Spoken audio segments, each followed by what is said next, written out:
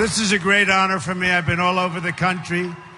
Today we were in Maine and we were in New Hampshire, where we're doing amazingly well. We're doing well everywhere. A poll just came out. The Rasmussen poll, we're 2 points up nationally. We're going to do well. And I want to thank you so much for that welcome. Let me begin by expressing my gratitude to Shali. Great. Come here. Come. Great guy. Great guy. He's a good friend and a great guy. Thank you very much.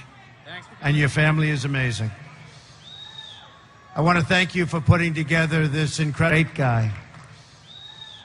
I want to thank you for putting together this incredible big fan. Let me start by stating right up front that if I'm elected president, the Indian and Hindu community will have a true friend in the White House. That I can guarantee you, that I can tell you. I'm involved in two massive developments in India, you probably know. Very successful, wonderful partners, very beautiful. And I must say, I became involved because I have great confidence, and I have great confidence in India. Incredible people and an incredible country. So thank you very much. I was there 19 months ago and look forward to going back many times.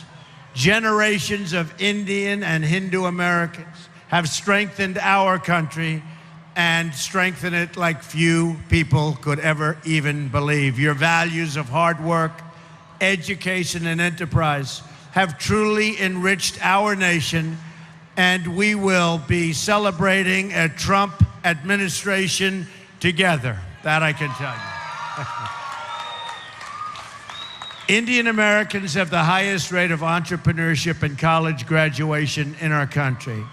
A Trump administration, that's pretty impressive, by the way. You don't hear that often, I will tell you. A Trump administration will massively lower taxes for our small businesses, eliminating job-killing regulations, and we will repeal and replace job-killing Obamacare, which is a disaster. But as we all know, we can't have prosperity without security, and that is why we appreciate the great friend India has been to the United States in the fight against radical Islamic terrorism, a word that our president doesn't even use. It's a word our president refuses to use. Hillary Clinton, as I call her, Crooked Hillary, does not use that term.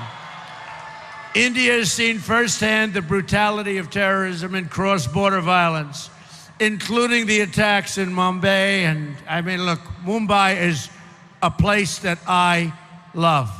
It's a place that I understand. So for all of the people in Mumbai, the attack on Indian Parliament, absolutely outrageous and terrible. We will defeat radical Islamic terrorism.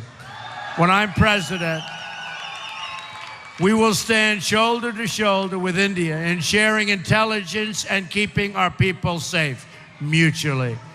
This is so important in the age of ISIS, the barbaric threat Hillary Clinton has unleashed onto the entire world.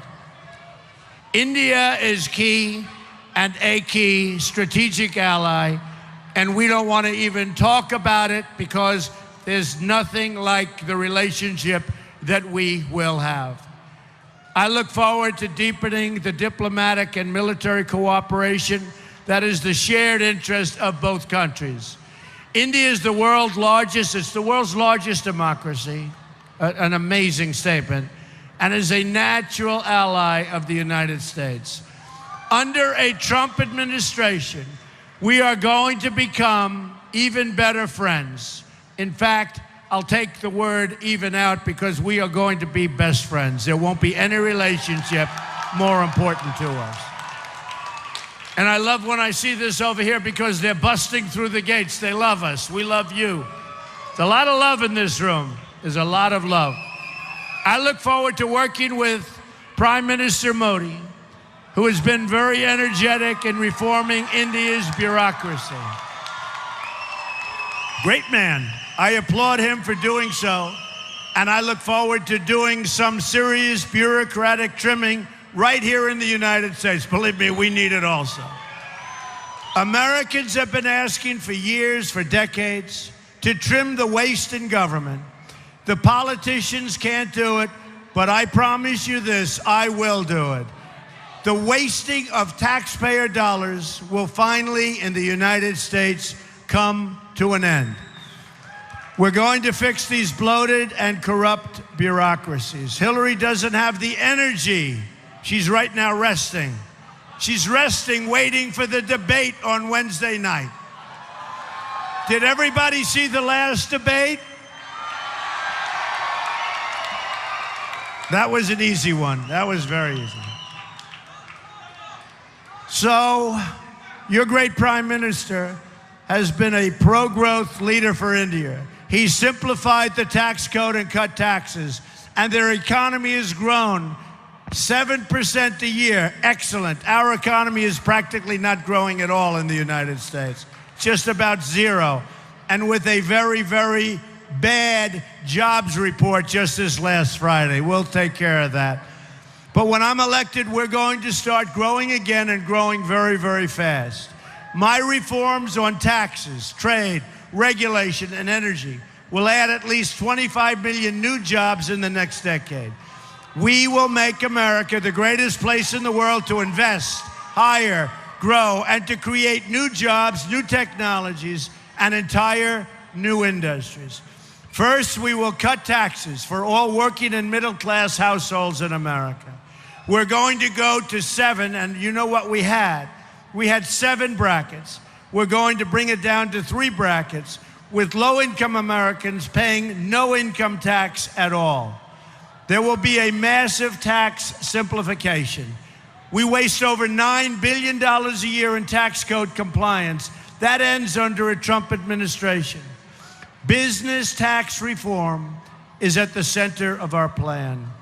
We have the highest tax rates anywhere in the world, 35%, and we're going to bring that down to 15%, which will make us one of the lowest tax countries in the world. That's good. You like that. He likes that. That's good. We will also have the largest regulatory reform in American history. Every year, over-regulation costs our economy $2 trillion a year and reduces household wealth by almost $15,000. I'm going to pause new regulations and ask my department heads to identify every useless or wasteful job-killing regulation, and they will be eliminated. It's a big problem in this country. Some of the very finest regulations will go, and they will go fast. The elimination of our job-killing restrictions on American energy will end. My pro-energy reforms will add at least 500,000 new jobs per year, lower the prices of your energy bills for all American households.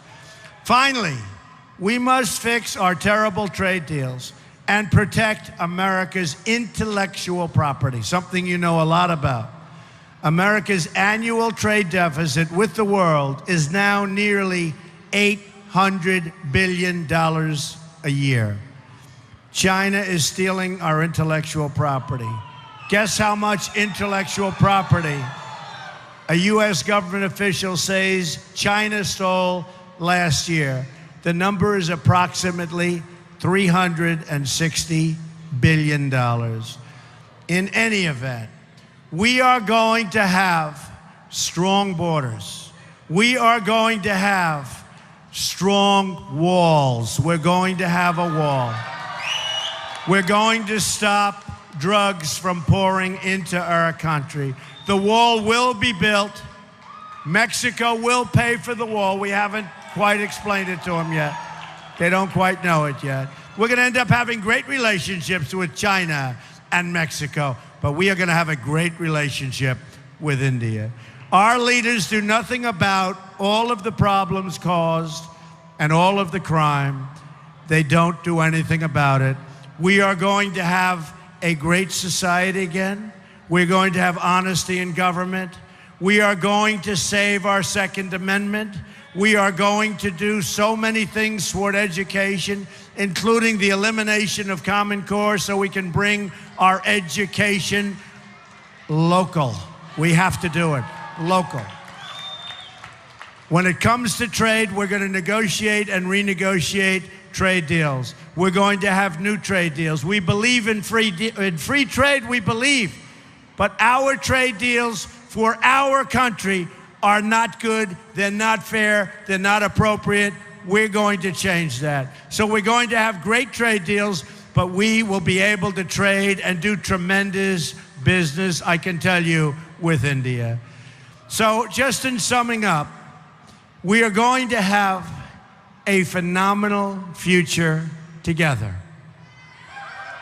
America is going to be a country that people will once again respect. We will be wealthy again. We will be strong again. We will be powerful again and hopefully not have to use our power. But we will be powerful and we will be smart. Our military is depleted horribly. Our military will be fixed. We have great, great people. Our military will be, again, will be what America's military should be. America's military has to be strong, and America has to lead through strength. Lead through strength. We will produce jobs. We will bring back our great companies. They won't be leaving anymore, and lots of good things will happen. You know, when I started this campaign, it was very simple. I talked about strong borders. I talked about good trade. I talked about strong military. But I had a theme, and the theme was very simple, and the theme has resonated all over the world. And the theme is, just like on those hats, make America great again. And that's what we're going to do. I want to thank you all for being here. This is a great honor to have this kind of a crowd. Thank you very much, and thank you, sir. Great.